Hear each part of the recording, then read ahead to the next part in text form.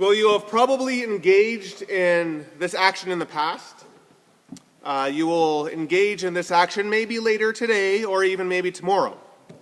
Everybody around the dinner table takes a turn and expresses what they are thankful for. It seems like an easy question, but if you're like me, when it gets to your turn, you have no clue what to say. Now, Michael and Karen this year, they got it easy. But the rest of us, it's a little more difficult. After all, you can't say the same thing as you said last year. That's just unacceptable. It has to appear as if you've given it some real thought and some real meditation. Although, again, if you're like me, in reality, you had not thought about it at all until you are about one person away from having to say your answer. And so you go through all the list of the things that you find enjoyable, the happy experiences, the one-time things that were great, but none of them seem to really plunge to the depth of what it means to be thankful. Thankfulness seems a little bit deeper than any of those things. We get a hint of that in our gospel reading. Our gospel reading starts as just a regular healing story of 10 lepers. Jesus heals 10 lepers. But in the midst of this story, we have a deep dynamic of what thankfulness is really about. We hear of how Jesus heals the 10, but then one comes back, praises God, and thanks Jesus.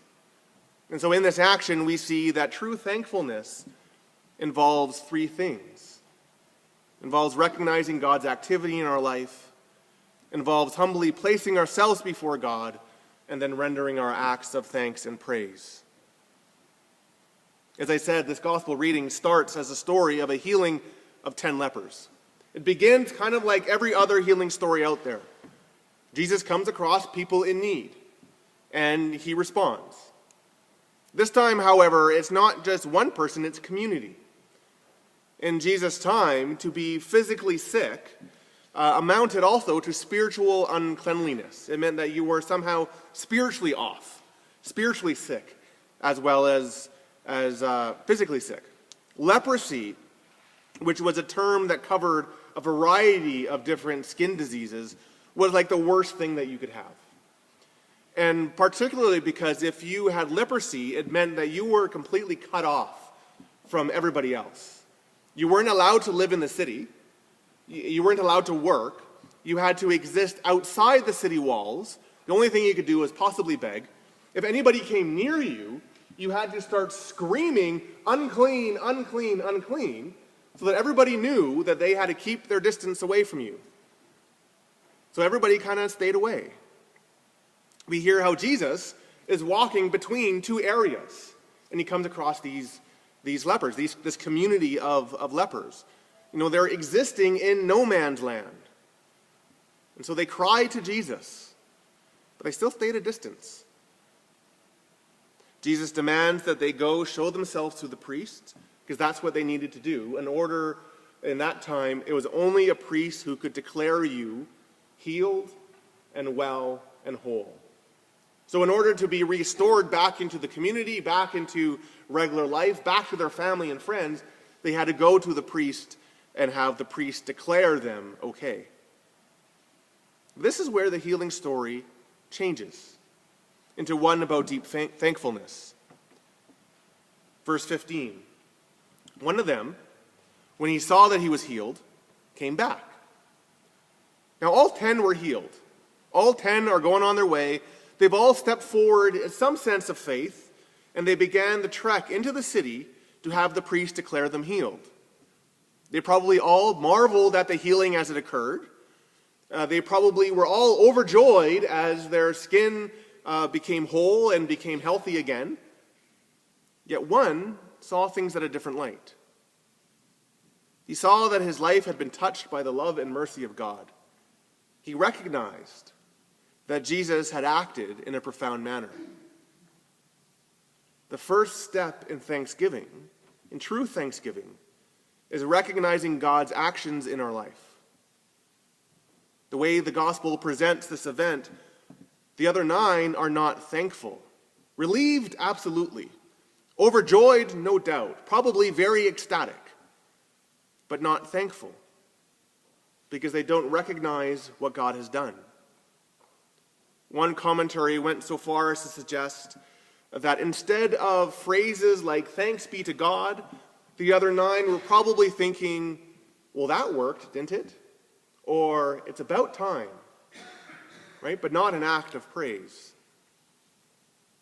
Whenever I think about thankfulness, I love to quote Bart Simpson from the beloved show The Simpsons. Bart is asked to say grace over the meal, and Bart says, "Dear God, we paid for this with our own money, so thanks for nothing." See, but I think that's a profound statement of how so often we think about thankfulness. When we render our thanksgiving, do we just think about the realms of what we have done? The stuff that we have done for ourselves, the stuff that we have accomplished, the things that we could have done? Do we fail to see, rather, what God has done, to see what God provides? What are some of the actions of God in your life? What has God done in you? What has God done for you? Because it's there. God is all around us. God is with us. Again, Mike and Karen have a really easy answer. And part of what they did here today was acknowledge that. Acknowledge God's role in blessing their family with Tristan. But it's not just the grand things of babies and miracles that we think about. God is involved with all of us. Like the leper, God works in our lives to give us life and to sustain our life. What has God done in you? What has been life-giving for you, which God has brought about? What strength has God provided? Even in the midst of horribleness and stress and struggles, what strength has God provided? What healing has God offered? In what situation, through which person, what was the time where you felt the presence of God most tangible? Thanksgiving starts with acknowledging the activity of God. The leper does that. He acknowledges that God had done something. So he turns around and he comes back. Verse 16, the leper threw himself at Jesus' feet and thanked him. More important than seeing the priest and being declared healthy and whole was the act of placing himself before the one who healed him. It's an act of adoration. It's an act of devotion. There is humility and there is a sense of self-offering there. The leper recognizes what Jesus has done, and because of that, he draws closer to Jesus. If you think about it, Thanksgiving, true Thanksgiving, is a relational concept. It draws in another person. For example, when is the last time that you have thanked yourself? Do we ever do that? Do you ever thank yourself? Have you ever been inspired to sing the song, "Now Thank Me All Myself," with hearts and hands and voices? What wondrous things I've done, in whom myself rejoices. Sounds kind of egotistical, doesn't it? We may like ourselves, we may be happy with ourselves, we may be glad over what we have done, and we are called to do that. But we don't ever thank ourselves. Why? Because Thanksgiving is relational in nature. Even at the most elementary level, where we teach kids to say things like please and thank you, we do so out of a sense that such actions further relationships. You're accepting, you're honoring, you're appreciating, you're valuing the offering of somebody else, and in Thanksgiving, we offer ourselves, in some sense, in return. It bolsters relationship. So in Thanksgiving, we place ourselves before God, and we offer ourselves. We open ourselves to dwell in the presence of the one who has blessed us, and we offer our devotion, our thanks, and our praise. Right? That's the last part of Thanksgiving. We actually have to thank. and we have to actually render our praise. We acknowledge what God has done in our life, we place ourselves before God, and then we render praise and thanksgiving. The leper returns to Jesus, praising God in a loud voice. He throws himself at Jesus' feet and thanks him. He doesn't say, "That was great." He doesn't say, "I feel wonderful." He doesn't say, "That was enjoyable." He says, "Thank you, God." Interestingly, in the Greek, the word for thanked, when he says, "and he thanked Jesus," the word is Eucharisto. It's the word Eucharist. He goes to Jesus, places himself before him, and makes Eucharist. Later on, we're going to do that. Right? It's a wonderful model of what we're doing. When we kneel down on the altar rail, we acknowledge what God has done for us in the person of Jesus through the sacrifice of the cross. We place ourselves before him, and we receive what he has offered, and in praise and in thankfulness, we offer our praise, and we offer him ourselves as well. The leper's focus, the leper's direction, are to the praise of the one who has blessed him and have given him life and healing. True thanksgiving is about having our hearts and our minds drawn deeper to the love of God. When we give thanks for something, when we give thanks for a job, or for a baby, or for a spouse, or for a vacation, we recognize, not that they're just great, but we recognize how God has acted in that person, or in that situation, to draw us closer to himself. Jesus responds to the Samaritan that his faith has made him well.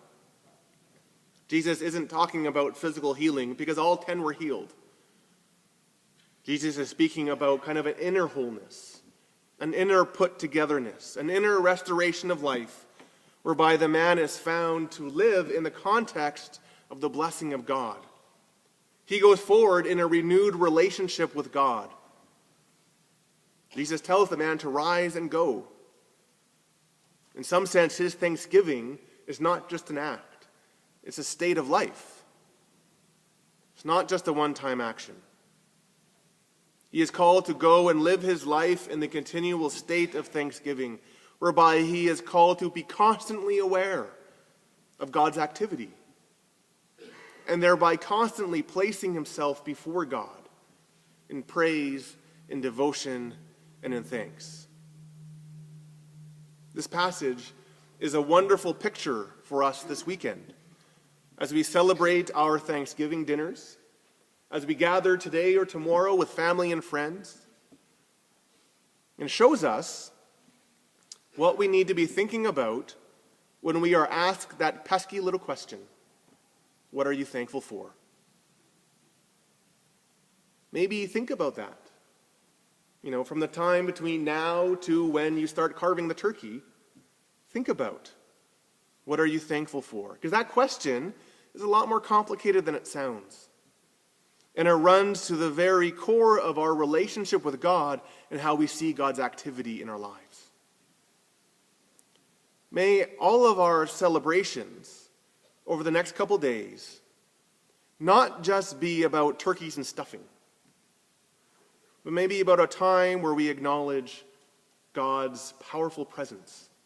And when we answer that question, when we sit around that table and the question comes to us, may we acknowledge that in that place, we're not just sitting with families and friends, but we're sitting before our Lord and our Maker who has blessed us, who has forgiven us, who has healed us, and who has done amazing things for us. Let's acknowledge his presence around that table. And so when we answer, this is what I'm thankful for, let's not it be just a simple statement off our tongues, but let it be an expression of heartfelt devotion to God and an act of praise.